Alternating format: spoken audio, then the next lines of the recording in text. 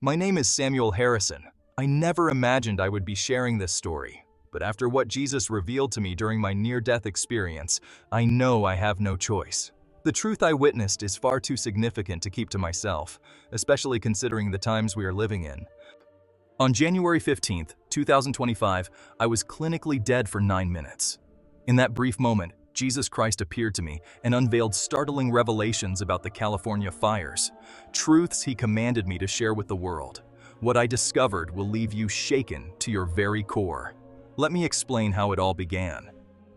For 28 years, I dedicated my life to serving as a firefighter with the California Department of Forestry and Fire Protection.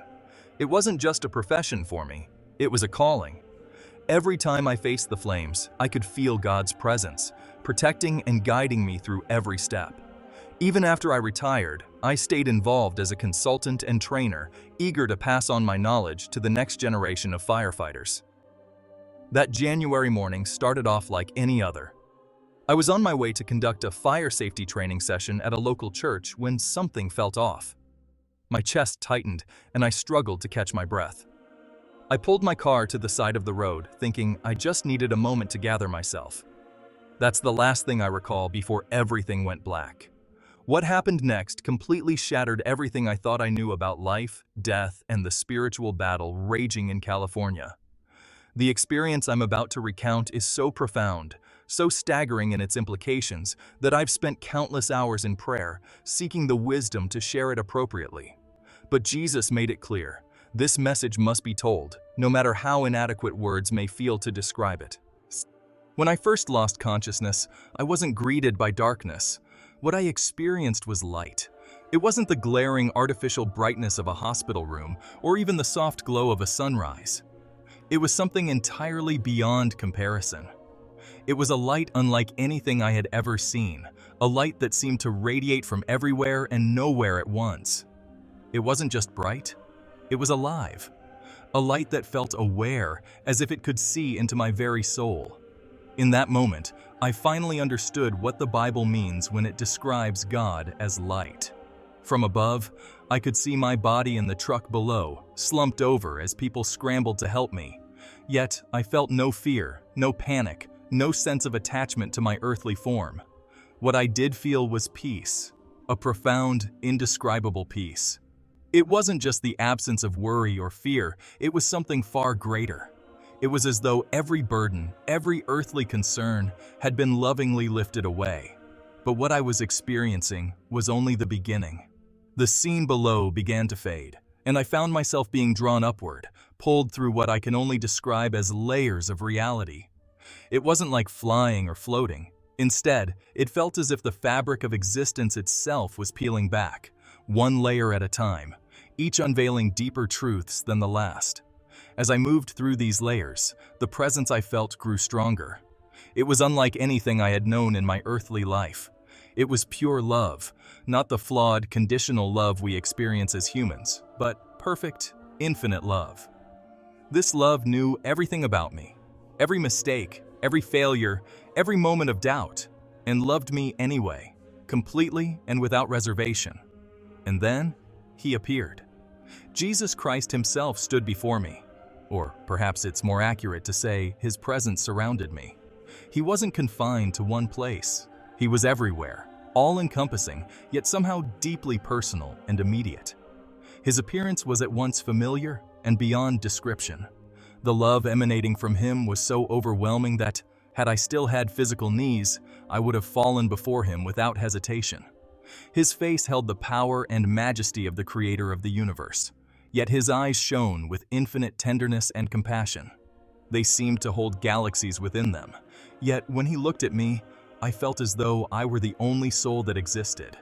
In his gaze, everything about me was laid bare, every thought, every action, every flaw. And yet his love for me remained unshaken, as strong and eternal as the light itself. "My child," he said, though no physical words were spoken. His voice resonated directly within my consciousness, carrying layers of meaning too profound for human language to convey. "I have brought you here so you can understand what is truly happening in California. What you are about to see," he continued, "must be shared with my people. In an instant, the space around us shifted. Suddenly, we were gazing down at California, not as it appears in the physical world, but as it exists in the spiritual realm. A dimension layered with truth far deeper than what earthly eyes can perceive. What I saw almost overwhelmed me. The fires ravaging the state weren't merely physical, they were outward expressions of a far greater spiritual battle that had been simmering for generations. Jesus pointed toward specific areas where the spiritual darkness was most intense. "Watch carefully," he instructed. I observed how these dark regions corresponded perfectly with the areas most devastated by the physical fires. But what I saw next shook me to the core. Within the flames, there were entities, beings that weren't physical, but spiritual. They weren't demons as I had imagined them, not the horned, grotesque figures often depicted in art or stories. No, these creatures were far more sinister. They were like living shadows, writhing and twisting within the inferno, growing stronger with every acre consumed by fire. These fires, Jesus explained, are not mere natural disasters. They are physical manifestations of spiritual corruption. The enemy has taken root in hearts that have turned away from truth, from love, from me. He showed me how these forces worked, subtly but effectively. They weren't starting the physical fires directly. There was no need for that. Instead, they influenced human decisions and actions, creating conditions where destruction became inevitable. These entities fed on fear, anger, and, most of all, spiritual apathy. Each choice to prioritize the ways of the world over His ways provided them with strength. "Look deeper," Jesus commanded. And then, I could see how these entities operated in the spiritual realm. They whispered insidious lies into people's hearts, that God wasn't real, that truth was subjective, that personal comfort mattered more than spiritual growth. Each time someone embraced these deceptions, the spiritual darkness deepened and the physical fires became more uncontrollable. But just as despair threatened to overwhelm me, Jesus revealed something that filled me with hope. Scattered across the darkness, I saw points of radiant light pushing back against the shadows. "These lights," Jesus explained, "are my people, individuals and communities who have kept their faith, who have made me the center of their lives, who walk in genuine relationship with me." In the places where these lights shone brightest, the spiritual entities were unable to hold their ground. The physical fires still came, but they couldn't unleash the same destructive force they did elsewhere. These areas endured trials, but were not consumed by them. "Watch carefully," Jesus said, and He showed me a series of visions that unfolded across time. I saw how, over generations, California had slowly turned away from true faith. The change hadn't been abrupt. It was gradual, almost imperceptible. People didn't openly reject God. They simply pushed Him to the margins of their lives. I witnessed how they replaced sincere worship with entertainment, traded deep faith for superficial spirituality, and exchanged true community for shallow, digital connections. Jesus spoke again, His voice heavy with sorrow.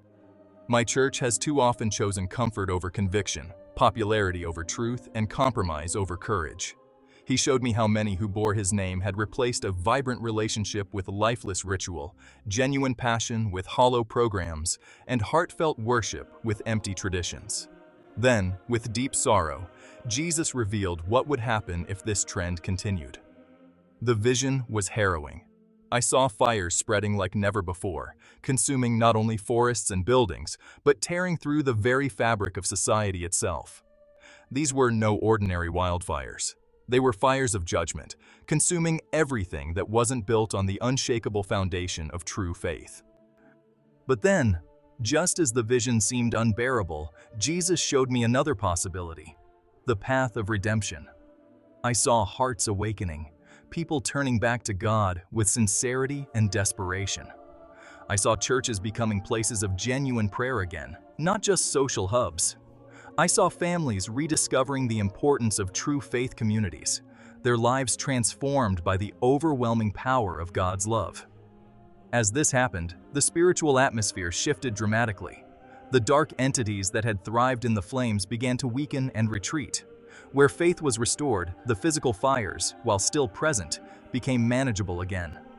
Firefighting methods that had seemed futile suddenly became effective because they were no longer contending with unseen spiritual forces. This, Jesus said, is the message you must share. The fires in California will not be stopped by human efforts alone. No amount of technology, no advanced firefighting techniques, and no government intervention can address the root cause. These fires are a warning and a call to return to me. He began to show me the specifics of how this return to faith needed to happen. It wasn't about simply attending church more often or saying more prayers. It was about a deep, genuine transformation of the heart. Jesus revealed how this change would look in practice. I saw families turning off their devices, kneeling together in prayer, and reconnecting with God. Churches flung open their doors, inviting people to come and spend extended hours in prayer and worship, not just during scheduled services, but whenever their hearts were moved. Communities began to come together, sharing resources, encouraging one another, and lifting one another up in faith. Most crucially, Jesus emphasized that this renewal had to begin with individual hearts. Each person's decision to put God first created a ripple effect in the spiritual realm, weakening the grip of the forces feeding off the fires. When enough individuals in a region chose to fully surrender to God, the spiritual environment shifted, creating a protective barrier that the forces of darkness could not penetrate. But Jesus gave a solemn warning. Time is short. The window for this change is closing. He showed me the fires escalating beyond anything we have seen if his people failed to return to him with their whole hearts. These fires weren't just about destruction. They were both a consequence and a merciful warning, an urgent call to repentance. Then he showed me something that moved me to tears. I saw his immense love for every person in California, even for those who had turned their backs on him. His heart broke for every home reduced to ash, every life disrupted, every soul lost. Yet his love was perfect. And sometimes perfect love allows people to face the consequences of their choices, so they might finally turn back to him. Remember, he said, these fires can be stopped, but not by human means alone. Tell my people that I am waiting with open arms. Tell them that genuine repentance and a return to faith will change everything. No political solution, no technological breakthrough, no human wisdom can solve what is, at its core, a spiritual problem. As the vision continued, Jesus showed me more details about this spiritual renewal.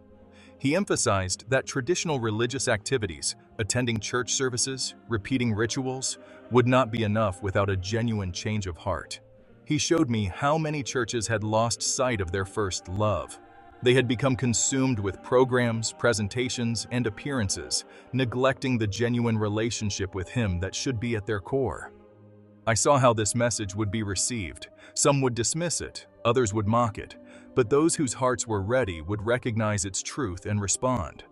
Jesus revealed that these individuals would become beacons of light within their communities, guiding others to understand and embrace the call to return to faith. As the vision intensified, he showed me the power of every heartfelt prayer, every genuine act of worship, and every moment of true repentance. These acts created a spiritual shield over areas, making it increasingly difficult for the forces behind the fires to operate. But then, he showed me the alternative, the outcome for areas where this message would be rejected. In those places, the fires would grow worse, defying logic and overwhelming even the best efforts to control them. Traditional firefighting methods would fail because the true root of the problem was not being addressed. The choice must be made soon, Jesus said. These fires are both judgment and mercy. Judgment on the spirit of worldliness that has infiltrated my church, and mercy, because they serve as a warning, a chance to turn back before it's too late.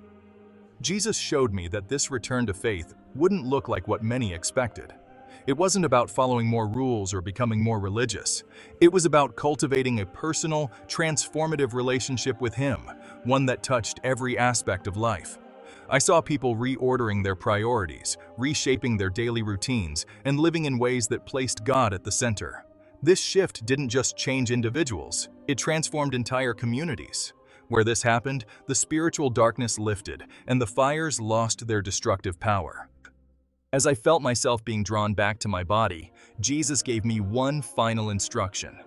Tell them that I love them. Tell them it's not too late to return to me, but they must choose now. The time for complacency is over. The time for casual faith has passed. They must decide whether to serve me with their whole hearts or continue on their current path. His love was overwhelming, but so was the urgency in his voice. This wasn't a mere suggestion or a comforting thought. It was a matter of survival, both spiritual and physical. Just before the vision ended, Jesus spoke one last time. Remember everything I've shown you. Share it faithfully. Don't let fear of rejection stop you from speaking the truth. Those who are ready will understand. The next thing I knew, I was gasping for air as paramedics worked over me. They later told me I had been clinically dead for exactly 9 minutes. By all medical accounts, I should have suffered brain damage from the lack of oxygen. Instead, I came back with a mind clearer than ever, filled with the urgent message Jesus had given me. And that's why I'm sharing this story now. What Jesus showed me wasn't just for me. It's a message for anyone willing to listen. The fires raging in California are more than natural disasters. They are a spiritual wake-up call, a warning of what lies ahead if we don't turn back to God. The solution is simple, but it requires something few are willing to give: complete surrender to God. Not just occasional church attendance or routine prayers, but a life-changing faith that places Him above all else. I share this because I must. Jesus made it clear that this message isn't mine to keep. It's for everyone. The time for indecision is over. Each of us must choose the path we will follow. The choice is yours, but remember what He showed me. Time is running out. The window for repentance is closing. These fires are only the beginning if we don't return to Him now. May God bless you all, and may we choose the path of true faith while there is still time.